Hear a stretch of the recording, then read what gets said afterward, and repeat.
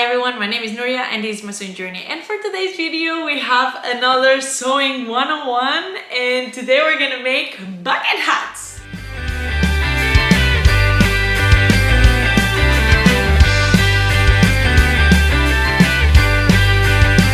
He's so unproblematic. He's such a romantic and fed, and every day with him is magic. He can be so poetic.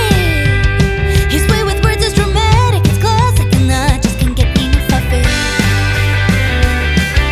Just the other day before he went away, he gave me a bouquet of roses with a note. He's no one to say much, but when he says it, I think bucket hats are my favorite thing to make for other people because there are so many varieties and so many things can happen that it's really exciting. I don't know if this also happens to you, but normally when you purchase a pattern, then you try it on and you have this vision and the pattern is not really the vision you were looking for. It doesn't even fit you. You don't do the right size, use another fabric that they didn't use in that pattern, and it's just a mess. So for today's video, I'm going to explain step by step how to draft, how to put together, how to change it, how to use different fabrics.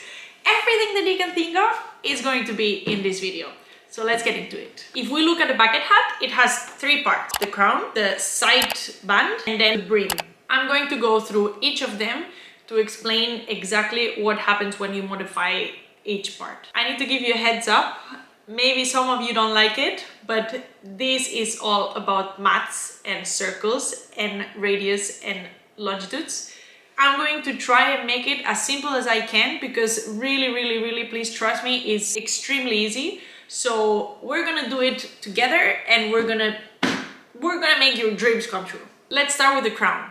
The crown is going to define the shape of your hat. Of course, you can play around with different shapes and different crowns and different brims, but explaining the most basic thing is going to define your bucket hat. Here I have three different options. I made one with a circle, I made one with an oval, and I made one with a square. You can be as creative as you want. Just to make it simple, I'm going to continue all this video with the example of the circle bucket hat because otherwise it would be the longest video ever. So I'm going to link down below some videos I use for research purposes. And also, if you don't feel confident enough to draft your own pattern and you prefer starting with buying a pattern or getting a free pattern, I'm also going to link some videos down below where you have step by step and the pattern there. So let's talk about the crown. Here we have a circle and we have to define this circle. For bucket hats, we're going to need different calculations. I think it's better if we do them right now all together and we forget about them later and we go back to them. So what are we gonna need? We're gonna need two measurements. The first measurement we're going to need is around your head. We're gonna call this measurement the length of the head and we're going to add 2 centimeters. These 2 centimeters are just some ease for your hat to fit in your head in a snug way, but if you prefer a tight fit, you can play around with 1 centimeter or 1.5. I would not go less than 1 centimeter because with 2 centimeters it's already quite fitted to your head. This is going to be the length of the circle of your head. From this measurement, we need the radius of your head. So what we're going to do is we're going to use this magic formula right here, that is the length is equal to 2 times pi times the radius. And if you move it around, it just says that the radius is equal to the length divided by 2 pi. With this formula, we're going to add the length of our head plus the 2 centimeters into the L, and we're going to define the radius of our head. And we're going to write down those two things, yeah? The length of your head and the radius of your head. You can define this circle the same size as your head, or you can make it smaller. I prefer having it smaller because if you make it big, then when you bring your hat down, it's going to move down. And I don't like that. I like it that it always stays on the crown of your head. So normally I would reduce the radius of my head by 1 centimeter, 0.5 centimeters. So let's say that the radius of my head is 9.4 centimeters. What I'm going to do is say, okay, then my crown is going to be either 9 centimeters or 8 centimeters. For my case, for example, I did 8 centimeters. And I'm going to write that down. Next to that, if you want to use the formula again, or if you want to draw the circle and then measure how big it is, the length of the circle of your crown, you can do that and you write it down. So we're going to have these 4 measurements: the length of your head and the radius of your head, the length of your crown and the radius of your crown. And now that we have these 4 things measured, we can draw the crown of our hat. So we're gonna use the radius, we're gonna add the center of our circle, and we're going to add that radius all around. So if it was 8 centimeters, we're going to add 8 centimeters all around to create our circle. And that is our crown. The next thing we're going to look at is the sideband. There's only one rule that you need to follow for the sideband, and it's that the angles need to be 90 degrees. This is because if you add one that is like this and one that is like that, when you put them together, they are going to make a weird shape, so you're not going to be able to follow it as a line. Once we know that, we can get into calculating. We're gonna need another measurement. You basically go from the top of your head to wherever you want your brim to start. So you're gonna measure from here to here. That's it. And you're going to write that down. And then the calculation for the sideband, this one is easy. You're gonna get the length of your head minus the length of your crown, and you're going to record that number. Now that we have all the calculations, we have to draw a rectangle. This rectangle, the length of the rectangle has to be the length of your crown. For the width of the rectangle, what we're going to measure is, you remember the measurement that we took from the top of your head to the start of the brim? We're going to add that, and we're going to subtract the radius of your crown. This is because the radius of your crown is going to come until here, and then you're going to draw the circle here, and then the next circle is going to come here. This length is normally around 9 centimeters, something like that. For the sideband, we're going to use the cut and spread method. If you've ever done gathers, you're going to know what I'm talking about. And it's basically, your rectangle has to be, the top has to be the same length as the crown, and the bottom has to be the same length as your head. If your crown and your head were the same measurement, you can just have that rectangle.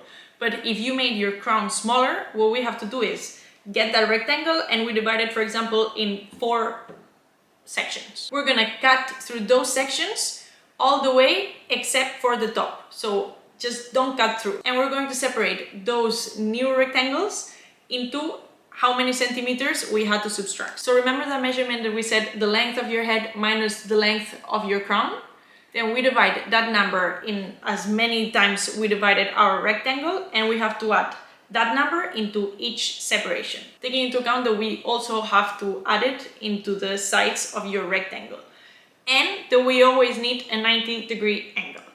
So we do that and we distribute it evenly. This method is used in the case that you want to have a crown and a sideband. But there's also another way of doing this, and it's if you want the typical Doraemon bucket hat, that it's like a cup, it has sections, and it's all the way, it's the same. You can either have 6 sections or 8 sections, or 4 if that's what you want. You can do as many as you want. If this is what you want, you have to follow exactly the same procedure, but this time you get the circle of your crown and you divide it as many times as you want. Like I said, 6 or 8 or 4 or whatever you want. And you do exactly the same for your sideband. You divide it in as many times you divided your circle. You cut those 2 pieces and you put them together. You smoothen the lines, and that's going to be your shape, and they are all going to be the same, so you can cut as many as you define for your hat. The last part of your hat is the brim. This is where you can get fancy and crazy. We're basically going to play around with how steep the slope of your brim is going to be, so it can be close to your eyes or it can be completely open. I did 4 examples here, but you can do as many as you want. If you have ever done circle skirts, you're gonna know a little bit of what I'm talking about, but basically you have 4 options. That this is what I did here. Of course, you can play around with the in between the circles, but for sake of simplicity, I just did these 4 examples. You have 1/4 circle, half a circle, 3/4 circle, or a full circle. If you start with 1/4 circle, the brim is going to be really close to your face. And if you move into full circle, that's going to be the furthest away from your face. You can even add a bit more, but then I think it's going to add gathers. And I don't know if that's the look you're going for. This is not the look I was going for, so then I didn't do it. In order to draft these patterns, you can use their formulas that I'm going to put in the screen. But if you're not that much into formulas, what you can do is go into these calculators that are on the internet. I'm going to link one down below. The only thing you have to take into account is that normally these calculators add ease, and right now we're not adding ease yet. So take that into account and subtract, that is. If you have a quarter circle, for example, your radius is going to be the biggest, because then that radius of 1/4 of that circle is going to be the length of your full brim. And I'm going to add on the screen a little bit of the idea on how this works, because I know it can be a little bit complicated, but there you have each formula for each hat and how much of the circle you have to draw if you're looking for that specific look.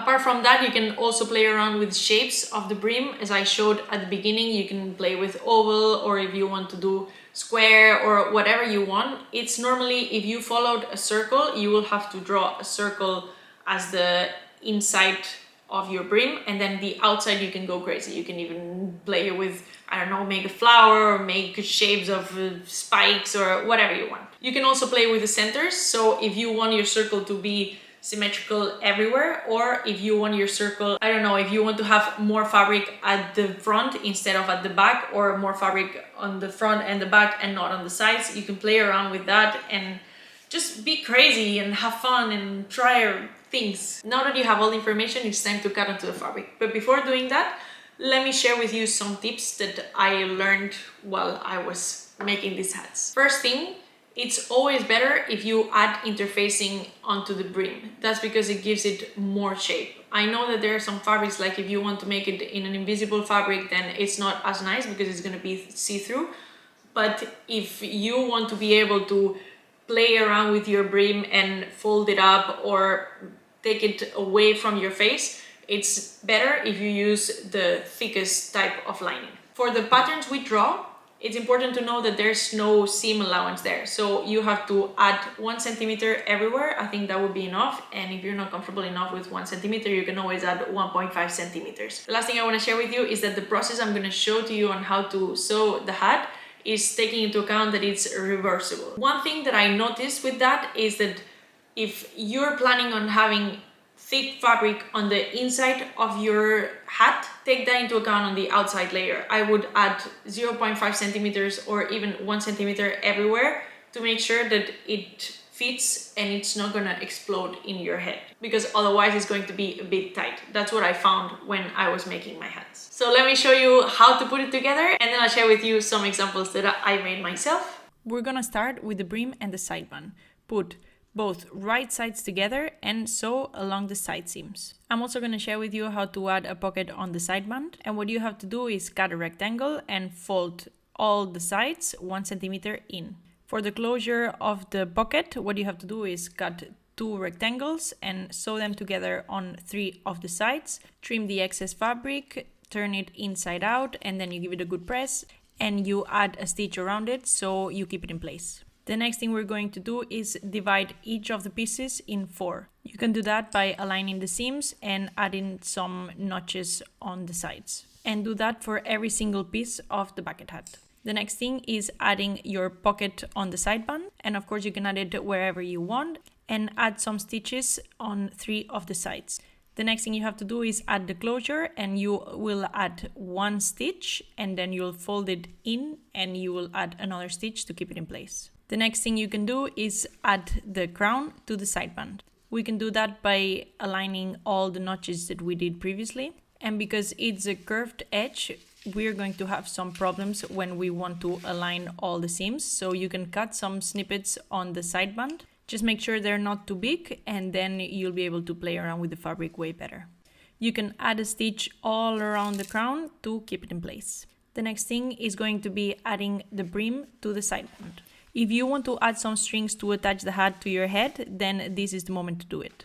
The same way we did for the circle on the top, you have to align all the notches into place. And it's also going to be tricky, so you can again add some snippets around the brim, and it's going to make it easier for you to align all the pieces of fabric. You can now sew all around it and do exactly the same procedure for the inside of the hat. Once you have the inside and the outside of the hat done, you put right sides together and you align the notches again, all of them, and you sew around the brim. Everywhere except for a little space to be able to turn it inside out later. Add some cuts along the circle because it's a curved edge, and then you can turn it inside out. give it a good press, and add some stitches all along the brim to make sure that it has enough structure. I like to follow a continuous line because otherwise it looks a bit weird if you start and finish all the time. And that's it, that's your bucket hat.